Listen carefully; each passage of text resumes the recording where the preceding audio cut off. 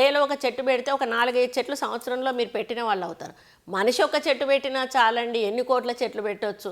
ఈరోజు మనం పెద్దవాళ్ళము కాబట్టి ప్రతి ఒక్కరు కూడా ఒక చెట్టు పెంచండి. కొండా సురేఖ గారు అనగానే ఒక పొలిటికల్ ఫైర్ బ్రాండ్. మీరు ఇక్కడున్న కాంగ్రెస్ పార్టీలో మీరు మ్యాక్సిమం ఉన్నారు, ఒక 4-5 ఏళ్ళు మీరు ఇంకో పార్టీలో ఉన్నారు. ఎక్కడున్నా కూడా మీరు ఒక ఫైర్ బ్రాండ్, ఒక కాంట్రవర్సీ అనేది ఒక పేరు. అసలు ఉన్న పనిగా ఒక సాధు జీవిలాగా కొండా సురేఖ ఇటు అటవీ, పర్యావరణం, గుళ్ళు, గోపురాలు ఎందుకు ఇట్లా మొత్తం అసలు కన్ఫైన్ అయినారు అకాడమిక్గా మొత్తం వాటికి పరిమితమైన డిపార్ట్మెంట్ కాబట్టి డిపార్ట్మెంట్కు అంకితమైనాను, డిపార్ట్మెంట్ డెప్త్కి వెళ్తున్నాను, డిపార్ట్మెంట్ను ఏదైతే ఉందో బాగు చేయడానికి ప్రయత్నిస్తాము, ప్రక్షాళన చేయడానికి ప్రయత్నిస్తూ ఉన్నాను.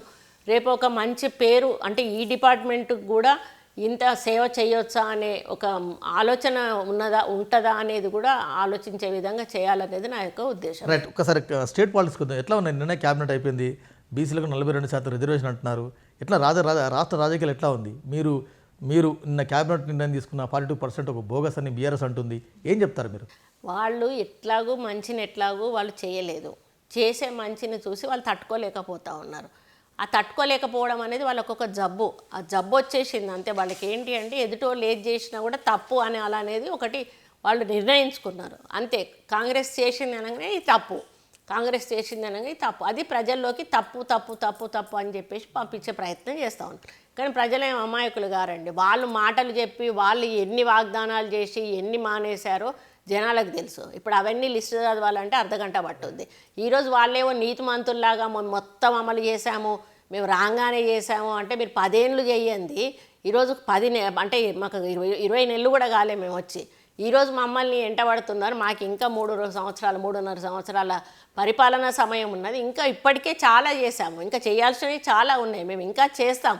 కానీ అప్పుడే చెప్పుకోవడం లేక కొంత ఫెయిల్యూర్ అవుతున్నది ఒక అస్సలు లేదండి. 100% మేము అన్నవన్నీ కూడా అమలు చేస్తూనే పోతా ఉన్నాం. అననివి కూడా చెప్పుకోలేకపోవడం అని అంటే అది తప్పండి. అది ఎందుకు అని అంటే ప్రజల్లోకి ఏంటంటే ఇప్పుడు ఫ్రీ బస్ ఇచ్చామండి. ఫ్రీ బస్ అంటే ఆమె ఎక్కుతుంది దిగుతుంది, దిగితే ఆమె చేతిలో పైసలు రావు కదా, అది ఆమెకు లాభంగా కనిపించదు. ఈరోజు 200 యూనిట్ల కరెంటు అంటే మీ దగ్గర డబ్బులు మేము తీసుకొని మళ్ళీ మీకు తిరిగిస్తే అప్పుడు మీకు డబ్బులు వచ్చినట్టు. సిలిండర్ అనుకోండి, మేము 1000 రూపాయలు మేము మళ్ళీ తీసుకొని మీకు 500 తిరిగిస్తే మీకు 500కి ఇచ్చినట్టు.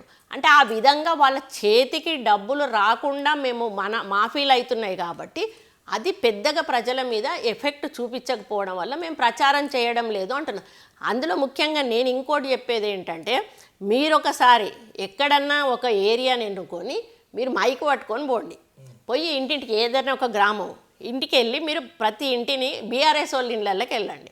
వెళ్ళి నీకు ఎంత రుణమాఫీ అయింది, నీకు ఎంత రైతు బంధు పడ్డది, మీ ఇంటికి 200 యూనిట్ల కరెంట్ వస్తుందా లేదా, నీకు సిలిండర్ వస్తుందా లేదా, మీ ఆవిడ బస్సు ఫ్రీగా పోతుందా లేదా, ఇవి మీరు అడిగండి. అన్నీ వస్తున్నాయని చెప్తాడు. ఎందుకంటే వాడు బయటకు వచ్చి చెప్పడు కదా, టీఆర్ఎస్ వాడు నాకు రుణమాఫీ అయింది, నాకు రైతు బంధు పడ్డది. మేము లెక్కలు చూపిస్తున్నాం కదా. మంత్రిగా సీనియారిటీ ఉంది, మీకు మంచి పాలన మీద పట్టుంది, డిపార్ట్మెంట్స్ మీద చాలా చక్కగా చెప్తున్నారు.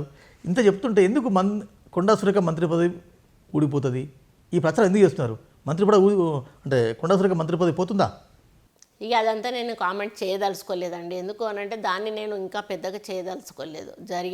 జరిగిపోయింది.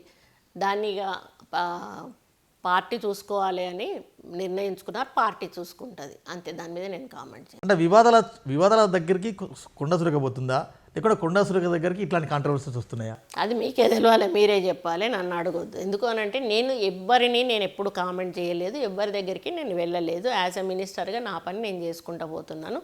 అది ఏ విధంగా జరిగింది అనేది పార్టీ ఒక కమిటీ వేసింది. కమిటీ ద్వారానే అది మంచి చెడు తెలుస్తుంది. వాళ్ళ నిర్ణయం ప్రకారం మేము అంటే రాష్ట్ర రాజకీయాల్లో మిమ్మల్ని విమర్శించే వాళ్ళు కానీ మీ పార్టీలో మిగిలిన నేతలు ఎవరు మిమ్మల్ని కామెంట్ చేయడం లేదు.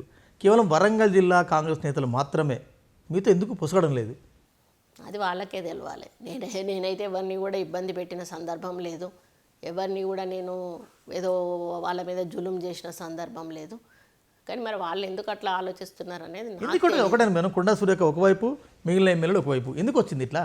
అదే వాళ్ళని అడగండి అంటున్నాను. నన్ను అడిగితే నేను ఎట్లా చెప్తాను? నేనైతే చేసిన మీరు వారి నియోజకవర్గాల్లో ఏలు పెడుతున్నారు, వారి నియోజకవర్గాల్లో మీ పెత్తనం, మీ ప్రాబల్యం ఎక్కువ ఉందనేది వారి బలమైన ఆరోపణ. లేదండి, వాళ్ళు అది నిరూపించమనండి. నేను ఎక్కడెక్కడికి వెళ్ళాను, ఎవరి కాన్స్టిట్యున్సీలోకి వెళ్ళాను, ఎక్కడ నేను డిస్టర్బ్ చేశాను, వాళ్ళని నిరూపి